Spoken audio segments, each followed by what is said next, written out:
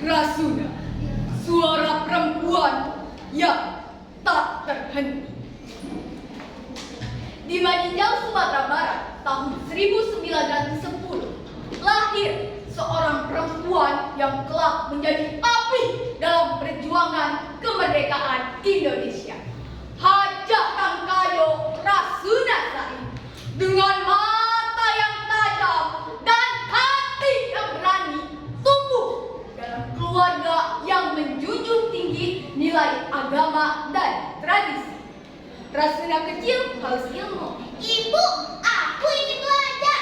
Aku ingin berguna bagi bangsa ini. Ibunya menjawab, Rasuna, perempuan harus kuat dan berani. Jangan takut untuk menimba ilmu. ia menimba pendidikan di Dinia Putri Padang Panjang, sekolah yang didirikan oleh Rahmah El Yunusya, tempat ia kemudian menjadi asisten guru. Semangatnya untuk belajar dan mengajar tak terbendung. Ia mendirikan sekolah sendiri untuk perempuan di Padang, membuktikan keyakinannya bahwa pendidikan adalah kunci emansipasi. Pendidikan bukan hanya hak, tapi senjata bagi perempuan untuk maju. Kata Rasuna kepada murid-muridnya dengan penuh keyakinan, kita harus membuka pintu ilmu untuk semua perempuan. Di saat waktu luang, Rasuna berbicara dengan sahabatnya. Aku ingin perempuan Indonesia tidak hanya terdidik, tapi juga memiliki suara dalam masyarakat. Sahabat menjawab, Rasuna, kau benar-benar visioner. Perempuan juga butuh kesetaraan dan kesempatan yang sama. Rasuna menanggapi, itulah kenapa aku terus berjuang. Perjuangan ini bukan hanya untuk kemerdekaan bangsa, tapi juga emansipasi perempuan. Namun, Rasuna tidak hanya berhenti pada pendidikan.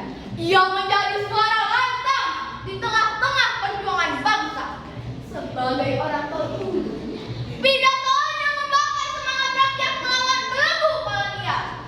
Kita harus merdeka, kita harus bebas dari belenggu kolonial. Ia bergabung dengan organisasi seperti Sarekat Rakyat dan PERMI, Persatuan Muslimin Indonesia, menjadi bagian dari gelombang pergerakan kemerdekaan. Pada tahun 1932, keberaniannya untuk berbicara kebenaran membuatnya harus berhadapan dengan penjara. Penjara 15 bulan oleh pemerintah kolonial Belanda. Tapi Rasuna tidak gentar. Jangan menyerah, kita akan bebas, ucapnya kepada teman-teman seperjuangannya.